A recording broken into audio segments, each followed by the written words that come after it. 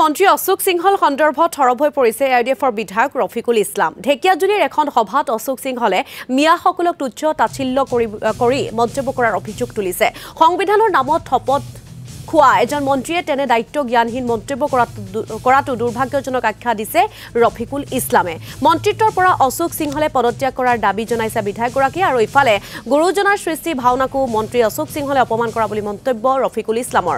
অশোক সিংহল এজন অসমীয়া কলা সংস্কৃতি নজনা লোক বুলি সমালোচনা ৰফিকুল ইছলামৰ। আমি অসমৰ মন্ত্ৰী অশোক সিংহল তেখেতৰ বিৰুদ্ধে ব্ৰিজ অফ প্ৰিভিলেজ আনিছিলোঁ, কিন্তু স্পিকাৰ মহোদয়ে এলাউ নকৰিলে। আপোনালোকে জানে তেখেতে আজিৰ পৰা কেইদিনমান আগত তেখেতৰ সমষ্টিত ৰাজহুৱাভাৱে ঢেকিয়াজুলিত তেখেতে ৰাজহুৱাভাৱে কিছু জনগণৰ সন্মুখত তেখেতে কৈ আছিল যে মিয়া জনগোষ্ঠীৰ লগত মই 100% নাই, তোমালোকেও সেইসকলৰ লগত উঠা বহা কৰিলে তোমালোকৰ লগতো মই নাই, তেনেকৈ তেখেতে প্ৰভোগ কৰি আছিল বাকী আমাৰ জনগণৰ প্ৰতি। আৰু তেখেতে এই কথাত সমৰ্থনো দিয়া নাছিল, এইসকলে হাত চাপৰি দিয়া নাছিল। তেখেতে পিছত কৈ আছিল যে তোমালোকে হাত চাপৰি নিদিলা যে বেয়া পাইছা নেকি, তোমালোকে জবৰদস্তি হাত চাপৰি ল'ব লগা হৈছে। আমাৰ সাতাম পুৰুষে অসমত ঐক্য সংহতি আছে। অসমত বসবাস কৰা অসমীয়া বিভিন্ন জাতি জনগোষ্ঠী আপোনালোকে জানে, মিচিং, মৰাণ, মটক, ৰাভা, গাৰো, বড়ো, মিয়া, বঙালী, অসমীয়া এই সব মিলি বৃহত্তৰ অসমীয়া জাতি।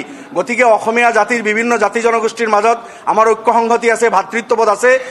সিদিনা অসমৰ বাহিৰৰ পৰা আহি তেখেতে আজি অসমৰ মন্ত্ৰীৰ গাদীত বহি আমাৰ এই ভাতৃত্ব আৰু ঐক্য সংহতি বিনষ্ট কৰিব বিচাৰিছে। সংবিধানৰ শপত খাই তেখেতে মন্ত্ৰিত্বৰ চকীত বহিছে। তেখেতে ঈশ্বৰৰ নামত শপত খাই কৈছিল যে মই বিদ্বেষমূলক কোনো কথা নকওঁ, মই প্ৰৰোচনামূলক কোনো কথা নকওঁ, পক্ষপাতিত্বমূলক কোনো আচৰণ নকৰোঁ। কিন্তু তেখেতে ঈশ্বৰৰ নামত যি শপত লৈছিল তেখেতে নিজৰ শপত ভংগ কৰিছে। মন্ত্ৰিত্বৰ চকীত থকাৰ যোগ্যতা তেখেতে হেৰাইছে। মিয়া জনগোষ্ঠীৰ বিৰুদ্ধে তেখেতে উচতাইছে। মিয়া 1 কোটিৰো অধিক জনসংখ্যা থকা এটা জনগোষ্ঠী, সকল মিয়া যিসকলক অসমীয়া তেখেতসকলে মিয়া বুলিও কয়, সেইসকলৰ বিৰুদ্ধে তেখেতে ষ্টেণ্ড লৈছে। গতিকে তেখেতে মন্ত্ৰিত্বৰ এই গাদীত থাকিলে এই জনগোষ্ঠীটোক ডিপ্ৰাইভ কৰিব, বিদ্বেষ এই জনগোষ্ঠীৰ বিৰুদ্ধে নফৰত তেখেতে বিক্ৰী কৰিব। তাৰ কাৰণে আমি ব্ৰিজ অফ প্ৰিভিলেজ আনিছিলোঁ আৰু তেওঁৰ পদত্যাগ দাবী কৰিছিলোঁ, কিন্তু দুৰ্ভাগ্যবশতঃ আমাৰ এইটো এলাউ কৰা নহ'ল। হয়, সদন এডজাৰ্ণ হৈছে।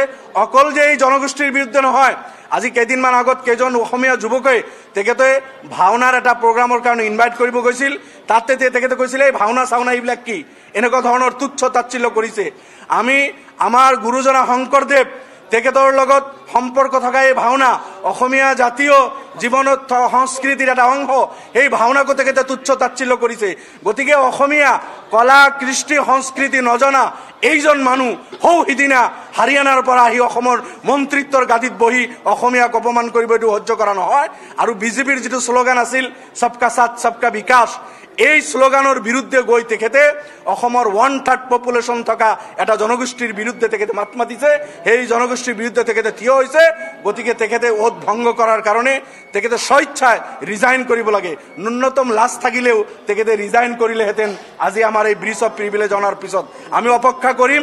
মাননীয় মুখ্যমন্ত্ৰীকো আপোনালোকৰ যোগেদি আমি জনাইছোঁ যে মোদী ডাঙৰীয়াৰ যিটো শ্লোগান সবকা সাথ সবকা বিকাশ, এই শ্লোগানৰ বিৰুদ্ধে গৈ তেখেতে নিজৰ শপত ভংগ কৰি অসমৰ এটা বৃহৎ জনগোষ্ঠীৰ বিৰুদ্ধে গৈ ভাওনাৰ বিৰুদ্ধে, মিয়া জনগোষ্ঠীৰ বিৰুদ্ধে তেখেতৰ যিটো আচাৰ আচৰণ কথা বাৰ্তা, ইয়াৰ বিৰুদ্ধে মুখ্যমন্ত্ৰী ডাঙৰীয়া তেখেতৰ কেবিনেটত বিস্তাৰিত আলোচনা কৰি বিহিত ব্যৱস্থা লওক।